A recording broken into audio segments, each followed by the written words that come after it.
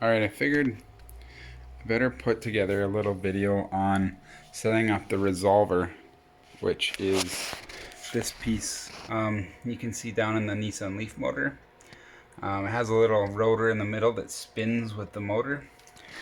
There's a few key things that need to be done to set it up correctly, and I'll try to put a video together without making it too complicated, so that hopefully everybody understands. Essentially what you have is right here on the input, you have an input signal. It comes in through two wires. Then you're going to have a sine winding, which is going to come back out, and you're going to get a signal that looks like that as the motor spins. And you're going to have a cosine winding that's going to come out, and it's going to have a signal like that as it spins. Now you have to look really close at this to see how those work, and I'm going to try and explain that in a minute. A few key things we need to watch out for though is as you're turning the motor, your maximum signal from your cosine and sine outputs cannot exceed 4 volts. It should be in the 2.3 to 4 volt range, peak to peak, and that's at its maximum. So what I'll show is that right now on my scope I have, I believe, the sine signal at about at its maximum, and it's probably just a smidgen above 3.9 volts. I've got 3 diff probes hooked up, 2 right on the board, and then I've got the 3rd diff probe hooked up into the exciter signal on the bottom. So this purple trace on the bottom of my scope is the exciter input signal, and then sine is the trace that you see the big bumps. I believe that's green or blue. I'm colorblind, sorry. And then the yellow trace is right now, that's actually cosine. So I can take the motor and I can spin it with this ratchet, and we'll watch those change. And it only takes a little bit. Like here, I'll just this is like just one cogging step right there. See how it changed. So as you go through this, notice how at this point they're about the same. But one has gotten taller while one has gotten shorter. This bottom trace stays the same because it's the input signal. But notice how the output of both of the sine and cosine are inverted to the input. And that's a key aspect to this. So if you go back here in our little app note we're putting together, there's 4 quadrants that this goes through. Basically each one is going to invert and then reverse, and they're going to go through certain steps. So we're going to spin through that, but as you can see right now, we're kind of halfway through a quadrant, so to speak. So if we were to keep spinning this, you'll actually see the yellow get bigger and the blue gets shorter, and it disappears. It gets to the point where it's almost 0.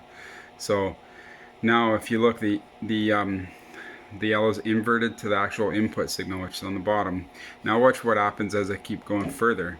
Notice how the sine signal, the blue one that's coming back up, it's actually getting taller, but it's the same direction as the input signal, the exciter signal coming in.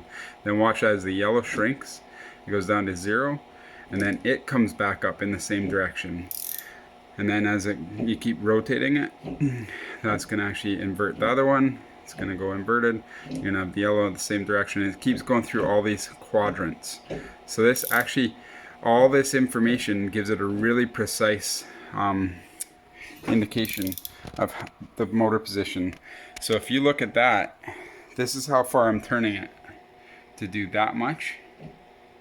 I'm going to show you how much I have to turn the motor to do that.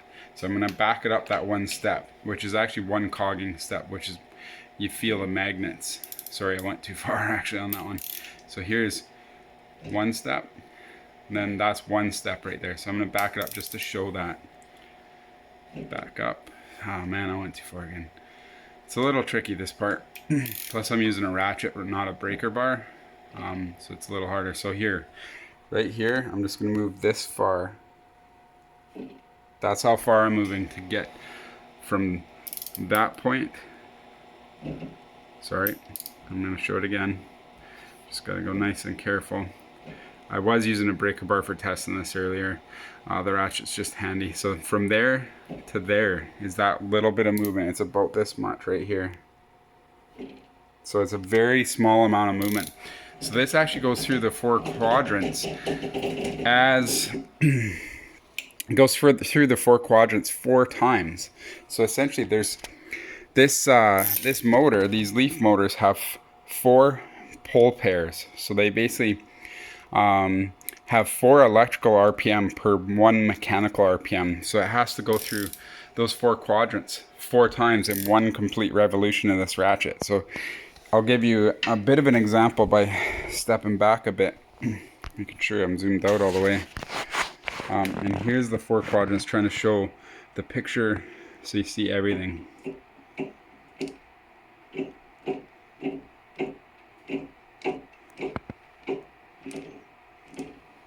And try not to let the ratchet jump on me. But you can see, like, it does quite a bit as you go through a whole revolution. So what I'm going to do is show the next steps of setting this up. We've got that working pretty good.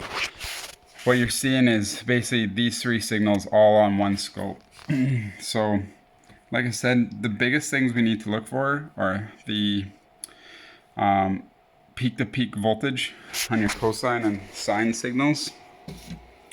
Like I said, I have those measuring the cursors set, so you can kind of see it's about 3.9 volts there, peak to peak. So that's set up pretty good. Now there's some steps with actually setting up the software for the encoder. So let me get my cursor in place so I can see what's going on. Basically you're gonna go into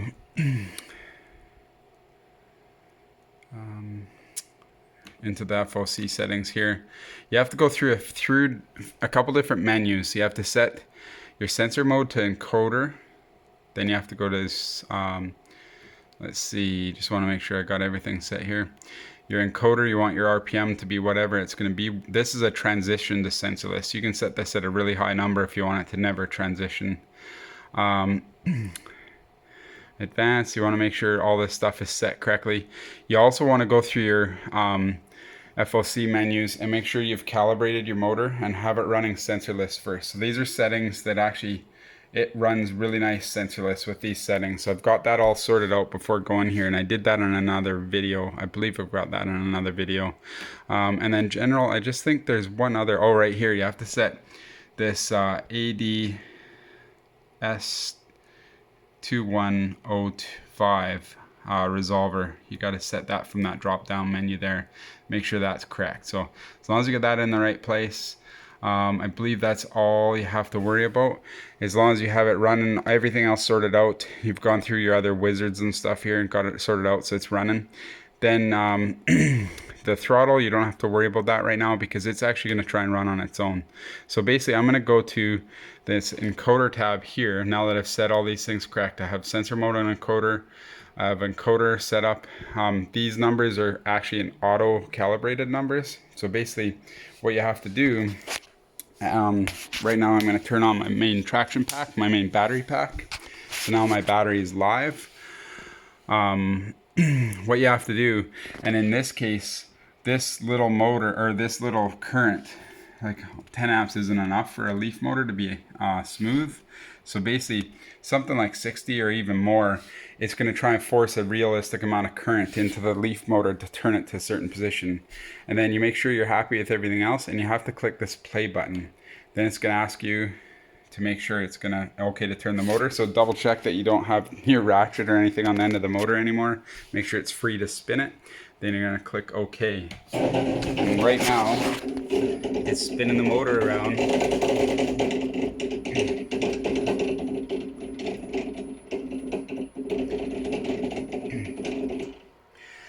Some motors are gonna spin really smooth.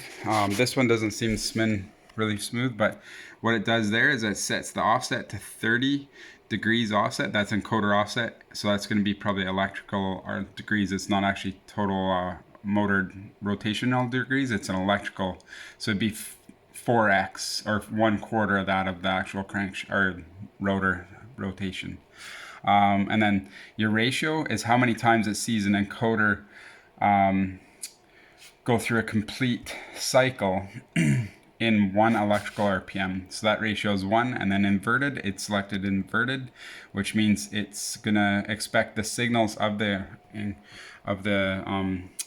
encoder to go through a certain sequence. So it's looking for this sequence of how these go as it plays through to go either this way or go this way. So it's looking for that specifically. So coming back here, you click apply. When you click this apply, it adds these numbers up top here. So watch how as I click apply, all of a sudden it changes that 30-degree number. Now I've already calibrated this a couple times. Sometimes it's off by a little bit. You can probably, once I sort out how to get this motor to turn smoother as it does this sample menu here, as it does its detect encoder, you have to play that. What'll happen is it'll actually probably be more consistent on that number, but it's usually within a couple degrees each time I do it, so it's actually getting pretty good. Then you have to save the settings, right? The motor configuration settings. So I have the throttle set up. We should be able to actually just run it from the throttle at this point. And we're away. So basically, I'll switch to my real-time data. You can see a little bit of information there. That's a small little current thing. Oh yeah, I just remembered. I set some settings trying to find encoder faults. So once you've done this and you've got it working, the next thing you want to do is just to verify it's working correctly. You want to go in here to the VESC terminal, the one I've got highlighted there. You want to type in encoder. And that's actually going to bring up, I might have spelt it wrong. Yeah, I did. So now it's going to bring up if there was any errors, if there's any problems, and it's going to basically, it's going to keep track of this stuff. And you want to make sure these are set, or you want to make sure you have a low amount or 0 errors. I have 2 errors on this loss of tracking thing. I have to look into what that means. This is a new feature that we've just added to this. So it's something that'll help you diagnose if the encoder's not working correctly. Now what I've done is I've actually gone into, is it in here? I've set my positive ramping time to 0.1 seconds for my throttle. And I've gone in here to my current settings and I've actually cranked everything as high as I could possibly put it.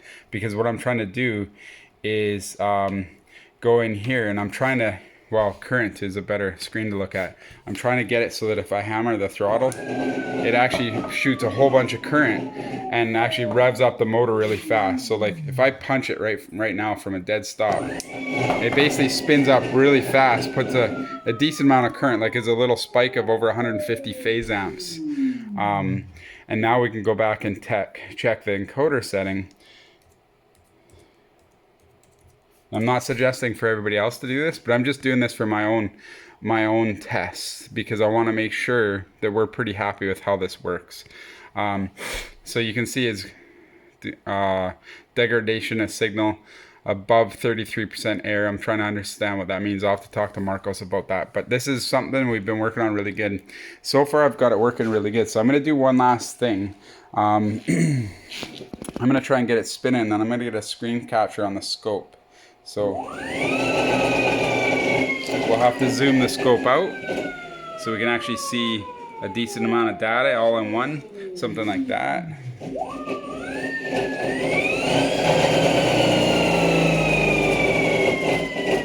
So now we have a little capture showing basically what I was talking about up there.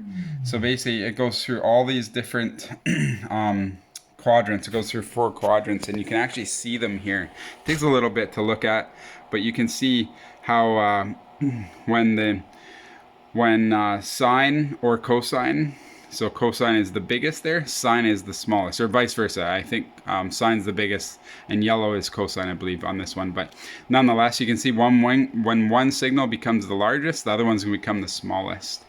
But also after that other one basically goes to 0, it flops around and it switches polarity essentially. So it's going to come out the other direction.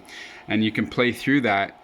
You can actually see as you scroll through that, they keep reversing. So it goes through 4 quadrants. So you can see it's the same there.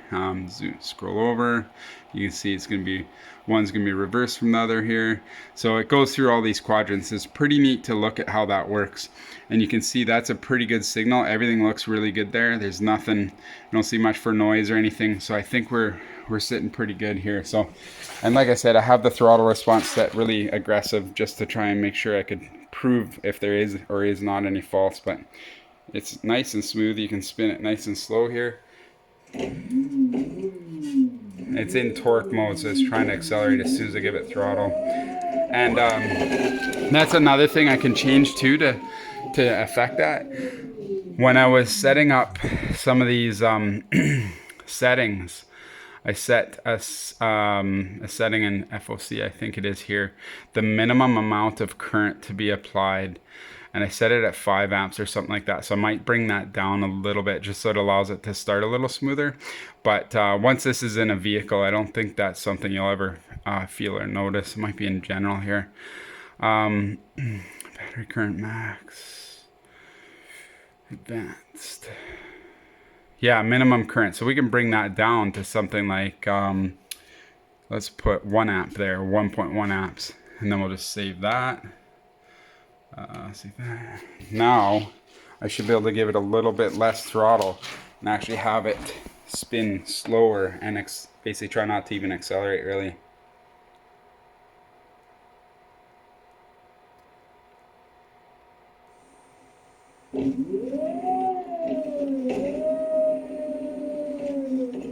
That's about the slowest I can get it to go, but these are 600 amp, 1200 amp peak current sensors, so their resolution isn't as good. I have a set of 400 amp current sensors that still have the same 1200 amp peak. We're gonna swap those in there, and they're gonna help it have a little better resolution. Actually, those are gonna go on the other Axiom. This is the one I'm just waiting for a few parts to come in. I've got everything ready. I just need some standoff, so that'll be done tomorrow probably. But yeah, everything's going pretty good. I think that covers most of what I want to talk about on the resolver. I'll probably eventually take this video and take some more shots and put a better video together, but for now I'll post this on YouTube so everybody can try and get at least an idea of how this all works.